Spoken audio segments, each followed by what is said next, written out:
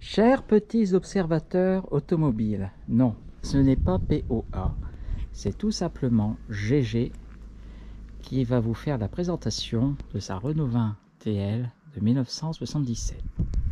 Sur le modèle de POA, il dirait que la première chose qu'il aime voir sur sa voiture, ce sont les enjoliveurs, car ils sont le témoignage qu'il s'agit de la première version de la Renault 20.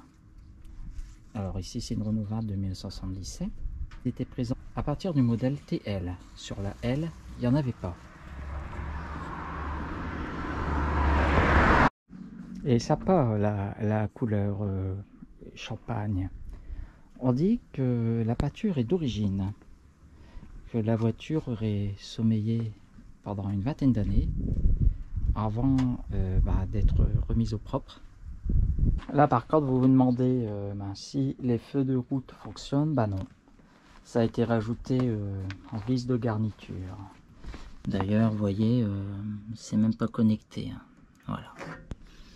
Mais bon, ça donne du style à la voiture, ça fait années 70. Carrosserie, on va dire, qui est quasiment parfaite. Alors évidemment, le gros problème de ces voitures, c'était la corrosion, hein. Donc il faut surveiller de près le passage des roues. Ici aussi, au niveau du contour du phare, ça c'est à surveiller. Et ainsi qu'à l'intérieur du capot. Vous voyez, là c'est pareil, ça a été un peu repeint. C'est quand même des zones assez sensibles à la corrosion. C'est une voiture qu'il ne faut pas trop sortir, on va dire, par tous les temps. Mais vous me direz, vous savez, les voitures allemandes de l'époque, c'était pareil, hein. Tôt ou tard, elles finissaient par rouiller. Elles mettaient un peu plus de temps, certes, mais elles finissaient par rouiller. Alors, autre détail que GG aime bien en abordant la voiture, c'est le tableau de bord qui a dit qu'il s'agit d'une des toutes premières versions avec les 4 cadrans séparés. On va dire que ça fait tableau de bord relativement complet. Alors, ce qui manque dans cette voiture et que possédait par exemple la Renault 20 GTL et la Renault 30 TS, c'était une horloge ici. Elle fera son apparition sur les Renault 20 TL vers 1978. Sinon, vous avez la jauge essence, la jauge batterie, température moteur, un contour qui n'existait pas sur la version L. Sur la version L, vous aviez tout simplement le voyant du niveau d'huile, je crois. Bon, alors l'équipement de l'époque est somme toute basique, hein. Donc les feux de détresse. Bon, là il faudrait mettre en route la voiture, mais il fonctionne, hein. Ça je l'ai bel et bien essayé, hein. Même la lunette arrière, même si ça ne le fait qu'à moitié, elle dégivre quand même, hein. Après 45 ans, c'est pas mal non plus. Franchement, j'ai une précision à l'intérieur classe. Je trouve même que le tableau de bord des premières Renault 20, il fait plus solide que celle qui aurait été diffusée à partir de 1982. Là, ça fait vraiment années 70 avec les cadrans séparés. Celle de 1982, ça faisait plus années 80. Et puis, je trouvais qu'il faisait moins solide. Alors, l'autoradio, somme toute, il me paraît être d'origine. Bon, ça, c'est une petite icône religieuse. Ça fait partie de l'histoire de la voiture. Je ne vais pas l'enlever. Qui appartenait à l'ancien propriétaire, qui, ma foi, devait être croyant. Alors, vous avez un lecteur de cartes. Miracle, il va.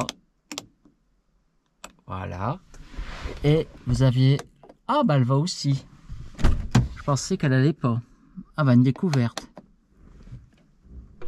Voilà. L'ampoule du plafonnier qui s'allume lorsqu'on ouvre la portière. Depuis plus d'1 an que je l'ai, je n'avais jamais fait attention. C'est que l'ancien propriétaire l'avait mis sur off. Hop. Ça a dit que la portière est ouverte. C'était quand même pas mal, hein, pour l'époque, hein. Alors ça, c'est la manette d'essuie-glace. Voilà. il n'y avait que 2 vitesses au niveau de l'essuie-glace. Ça, c'est le commodo où il y a le klaxon. Voilà. Alors les phares. Donc pour mettre en route les phares, vous tournez. Tac. Là, en cette position, on est en code, en feu de position, vers le bas. Et en haut, voilà. Il faudrait que je fasse ça plutôt la nuit ou le soir. On est en plein phare. Et à côté, le commodo des clignotants. Toc, toc. Ah, et ce cendrier, ça faisait quand même du costaud. Hein. Essayez, l'allume-cigare fonctionne. Bon, là, vous avez la radio, mais c'était le haut-parleur de la radio. Mais il va plus. Il a été transféré à l'arrière. Hop, j'ai mis trop fort. Vous voyez, c'est ce que je vous disais. L'anti-brouillard arrière fonctionne. Effet de détresse. Là, le pulseur d'aération. Et puis ça, bah, c'était pour l'air froid, l'air chaud. Là, vous avez un robinet qui permet d'ouvrir l'eau chaude. Mais là, c'est pas le moment, vu comme il fait chaud. Et puis là, ça permet de positionner les aérateurs. Ça permet de positionner voilà, la position de l'aération. Vous avez ça aussi sur le côté. Là aussi, c'est ceux-là qui fonctionnent surtout. D'ailleurs, une précision, c'est qu'en option, sur les Renault 20 GTL, vous aviez comme ça 2 séries de petits aérateurs au-dessus. C'était la climatisation. On pouvait déjà avoir la climatisation. Le seul défaut que je lui reproche, eh ben, c'est que c'est ça. Ah là, ça va, j'arrive à la fermer, mais c'est que la serrure de boîte à gants est cassée. Il doit manquer un ressort. Donc on se débrouille comme on peut. Le problème, c'est que pour le peu que vous passez sur une bosse, elle s'ouvre de façon intempestive. Ah bah tenez là, il y a le petit Saint-Christophe, toc, de l'ancien propriétaire. C'est ce que je cherchais, c'est que j'ai dû refaire 2 pièces comme ça pour fermer tant bien que mal. Alors je l'ai refaite en 3D pour refermer tant bien que mal la boîte à gants. Bon, alors là-dessus, les vitres sont manuelles. Hein, il faut passer à la Renault 20 GTL pour avoir les vitres électriques. D'ailleurs, les boutons de commande, ils venaient là. Hop.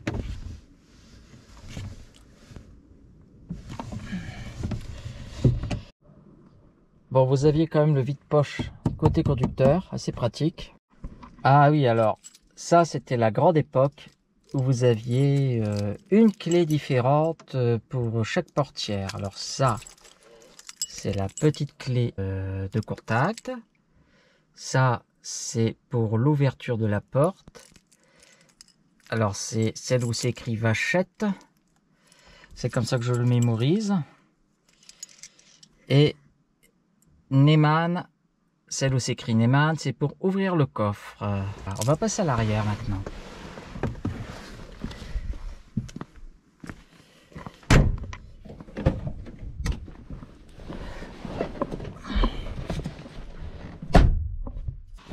C'est vrai que c'était quand même une routière, hein, il y a quand même pas mal d'espace. Hein, pour quelqu'un comme moi qui fait 1m75, bah, il y a juste ce qu'il faut si le conducteur recule le siège pour mettre les jambes. La tête ne heurte pas le plafond. On peut dire qu'on est bien là-dedans. Hein. Les sièges, bah, c'est très moelleux, hein, typique des Renault, on va dire des années 70 jusqu'à même les années 90. Vous avez, ça, je trouve que c'est un peu d'un chic. Bon, c'est la coudoir centrale, hein, mais il n'y en avait pas à l'avant. Hein, je crois qu'il y en avait sur la Renault CST-X à l'avant, mais là sur la R20, bon, bah non, il n'y en a pas. Ah oui, alors ça, c'est ce qui remplace parfois l'autoradio. Ça fait pas années 70. C'est mon enceinte Bluetooth. Et comme vous le voyez, bah, il n'y a pas de ceinture de sécurité à l'arrière. Elles seront obligatoires à partir de 1978. Et d'ailleurs, bah, pour les collectionneurs, c'est pas obligatoire d'en mettre. Et c'est pareil, par exemple, si vous achetez une voiture de 1960, si vous n'avez pas de ceinture de sécurité à l'arrière, vous n'êtes pas obligé d'en mettre. Non, non, il y a une sensation d'espace. Puis alors, bon, bah, ce qui caractérisait les voitures de cette époque, bah, ce sont les grandes surfaces vitrées. Ce qui procure par chaleur un bon effet de serre. Hein. Ouais, c'est vrai qu'il fait très chaud. Avec en plus des sièges en tissu, ça ne fait rien pour arranger les choses. Mais je pense qu'avec le temps, ils ont diminué les surfaces vitrées pour des raisons de sécurité, au cas où la voiture se retournerait.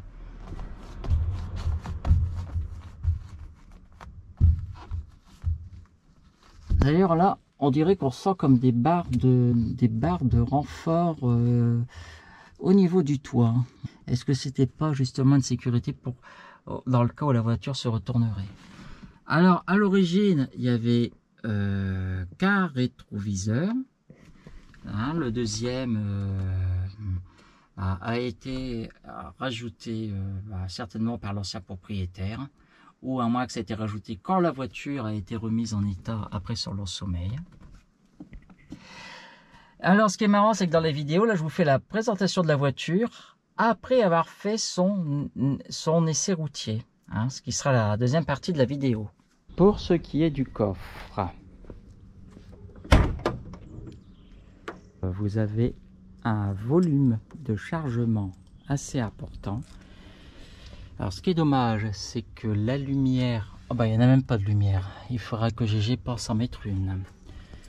Bon, la roue de secours normalement devait se trouver ici, mais comme l'ancien propriétaire n'était pas tout jeune, il a préféré la laisser dans le coffre. Et puis bon, là je vais pas faire la démonstration, hein, mais normalement on peut rabattre les sièges arrière. Voilà, ça là. Ouais, je pense qu'il faut démonter la plage arrière. Ça faudrait que je vois la notice d'utilisation. Mais si vous voulez avoir plus de chargement, comme c'est une berline tricorps, vous pouvez rabattre la banquette arrière pour donner plus de volume au coffre. Ça peut être très utile par exemple pour transporter un meuble assez imposant. Alors le moteur maintenant.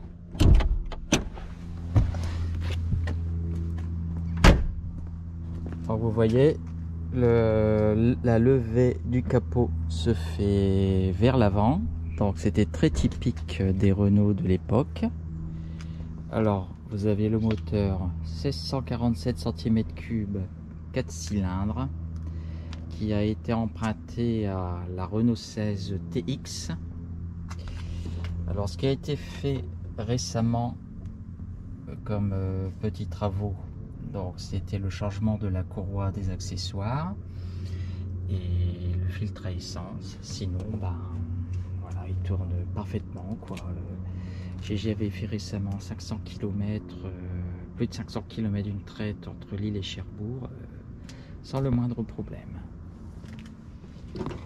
Alors vous avez encore le mot là exigé, la pièce d'origine portant notre label, la plaque d'identification du véhicule, donc la plaque Régie nationale des usines Renault Billancourt, pardon, quand l'usine en cette ville existait encore, le type de la voiture.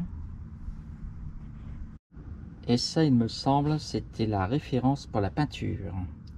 Mais bon, maintenant, avec un spectromètre, on peut vous reconstituer la peinture d'origine.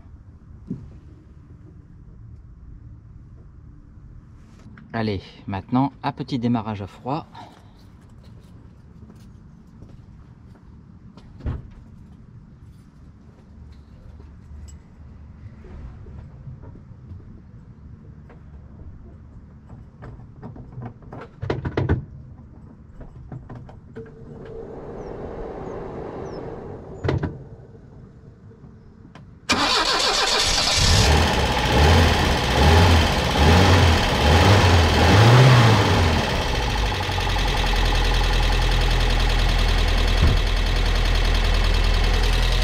Donc vous voyez là, on entend bien le starter qui est automatique. Alors, il faut donner quelques coups d'accélération au démarrage pour l'enclencher.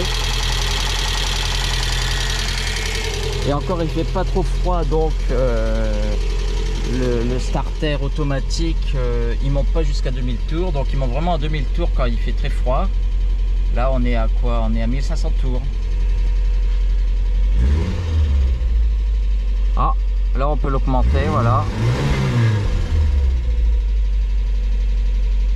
Non, bon voilà, ça reste à 1600 tours minute, ouais.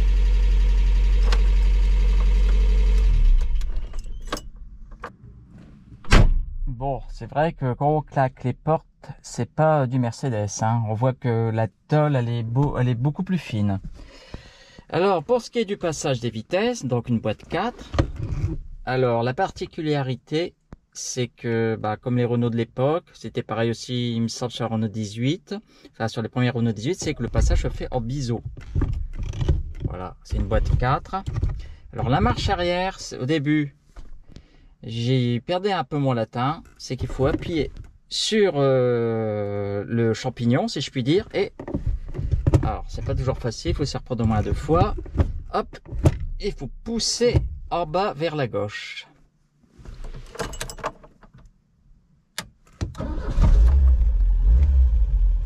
Normalement la marche arrière ça devrait aller. Hop là. Donc il y a des feux de recul, fonctionne parfaitement.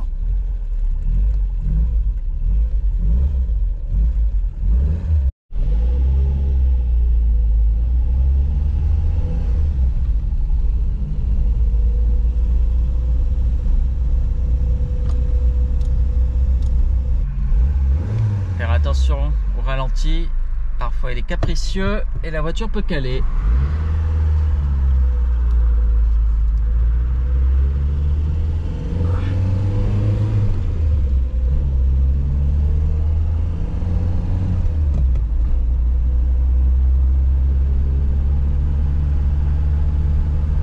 Ce qui est bien, c'est que vous avez une quatrième qui est très longue. C'est-à-dire que vous pouvez finalement rouler en quatrième du 40 à la vitesse maximum qui théoriquement est de 160. Alors voilà, c'est ce que je disais, la quatrième. Vous pouvez mettre en quatrième à 40, voilà. Et vous pouvez maintenir comme ça tout du long jusqu'à 160, jusqu'à la vitesse théorique maximale. Regardez là, je vais prendre un virage, pas encore la maintenir en quatrième, voilà.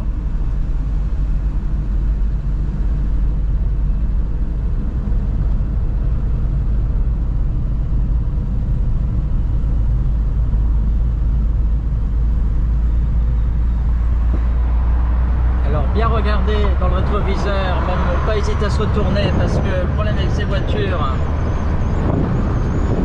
c'est qu'il y a des angles morts.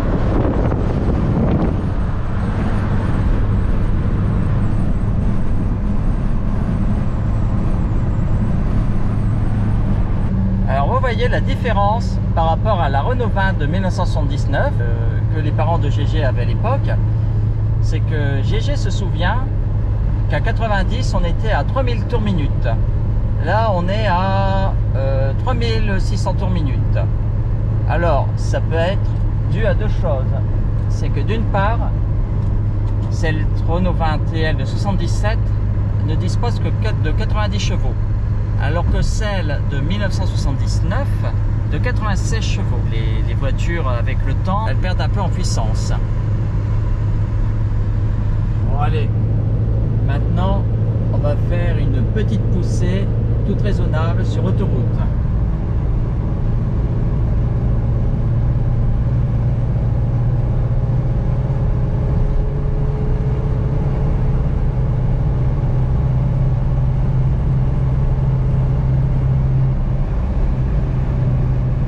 Donc alors à 4000 tours on est à peu près à 100-105 km/h. On va pousser un peu jusqu'à 130-140.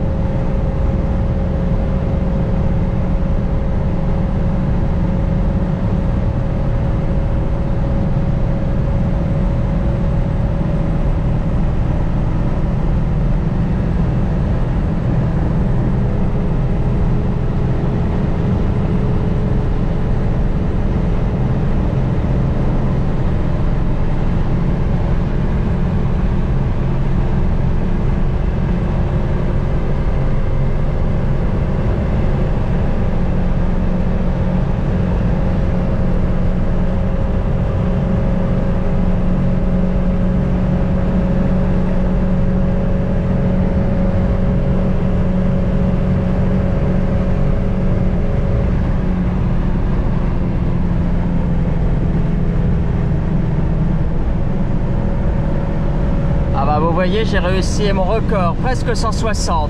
Mais bon, faut pas trop s'amuser à ça non plus, hein. Parce que le moteur, après, il va avoir tendance à chauffer.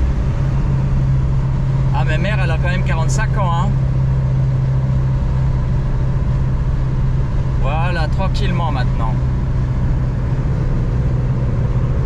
Bah, vu son âge, on va dire que 100 km/h sur autoroute, c'est une bonne vitesse de croisière tranquille.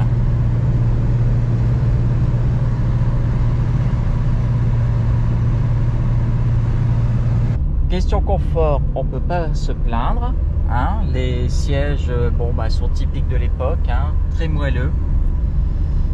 D'ailleurs, j'avais fait 500 km d'une seule traite sans aucune fatigue. Ce qui manque un peu, bah, ce sont les appuis-têtes. En cas de choc, bah, c'est le risque du coup du lapin. Il n'y a pas de direction assistée, hein, et on ne peut pas dire qu'elle soit extrêmement précise, mais bon, ça tient la route. Par contre, si vous prenez des virages à une certaine vitesse, enfin, surtout dans les ronds-points, les pneus ils ont tendance à crisser. Ce sont des pneus de petit format, 13 pouces. Ça, c'était caractéristique de l'époque de faire des berlines assez volumineuses sur des petits pneus. On trouvait ça notamment aux États-Unis. Bon, après, Renault sont passés aux 14 pouces pour la Renault 20 TS, il me semble. Je faisais un comparatif avec les États-Unis parce que vous aviez dans les années 70 un certain nombre de muscle cars qui présentaient des pneus de petit format. Si, c'est quand même une bonne voiture pour faire de la route et même de l'autoroute. Elle peut encore un tant soit peu rivaliser avec les standards de l'époque. J'ai eu Paris qu'il pourrait vous faire facilement l'île Marseille par les routes nationales sans aucun problème avec.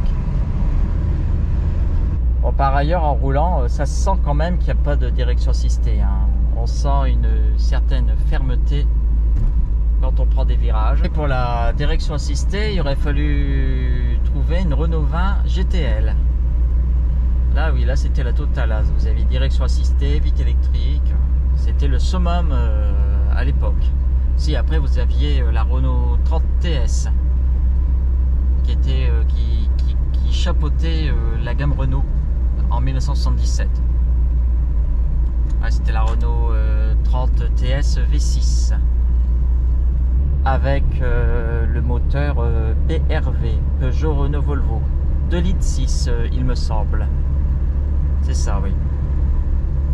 V6 2,6 litres sur les Renault 30 TS, sur les Peugeot 604 et puis les Volvo, je crois 240.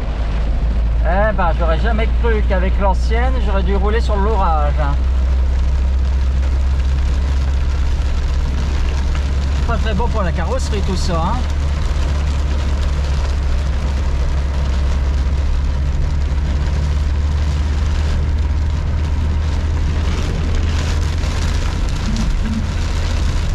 Et je n'ai pas le choix.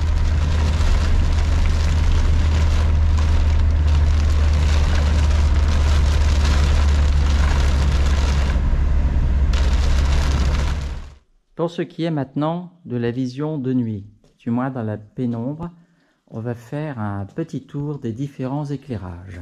D'abord, les phares.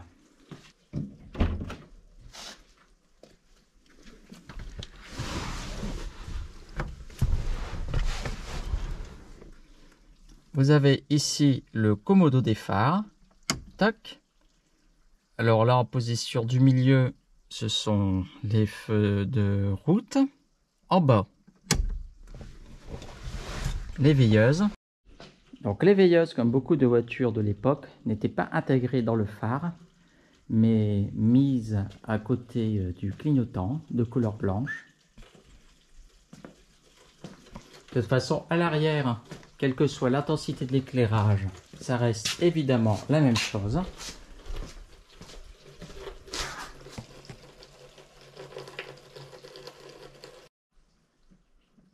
Hop, une petite impulsion vers le milieu, ça donne les feux normaux. Donc les feux qu'on utilise habituellement la nuit.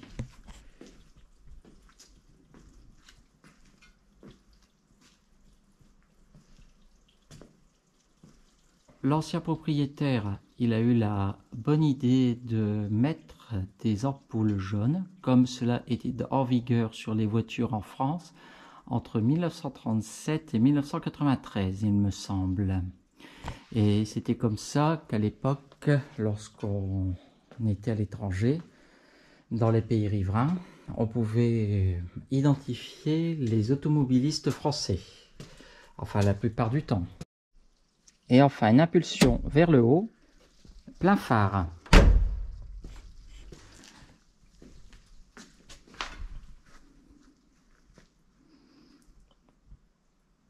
L'éclairage du tableau de bord fonctionne encore correctement. Bon, au niveau des commandes, c'est un peu petit du temps, mais ça va, quoi. C'est au niveau du contour. Je vais ouvrir la porte pour mettre plus de lumière, voilà. Au niveau du contour, vous avez une molette là. Hop, elle permet de régler l'intensité de la luminosité du tableau de bord. Donc, la couleur était typique de l'époque, vert. Avec des chiffres rétro-réfléchissants. On va donner un peu plus de vue au tableau de bord. Bon, là, je l'ai laissé en plat phare. Donc, les plats phares qui sont indiqués en bleu. Prédémarrage. Feu de détresse. Et dégivrage de la lunette arrière. Alors, vous n'aviez pas, comme je l'avais déjà dit, les feux anti-brouillard arrière. Peut-être, à mon avis, ça devait exister, par exemple, sur la Renault 30. Mais ceci dit, à l'époque, les feux anti-brouillard arrière n'étaient pas encore obligatoires. Bon, on va arrêter tout ça maintenant. Alors voilà, pour les phares, oui, il faut tourner, hop, pour éteindre. Et pour allumer, voilà, vous tournez. Puis après, vous mettez à la position que vous voulez, selon l'éclairage désiré.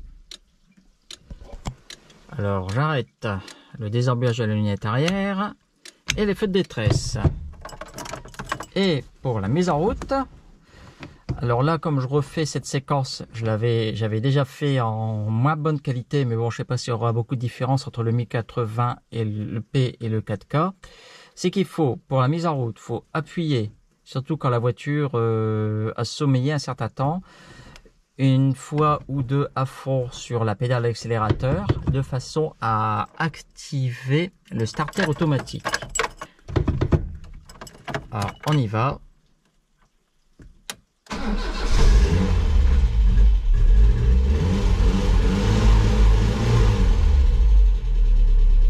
Ah, vous voyez, hein, elle démarre quand même bien pour une semaine de repos.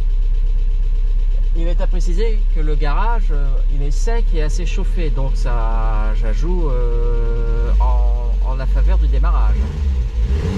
Donnez quand même quelques bons coups d'accélérateur pour que le starter automatique s'active et on y va.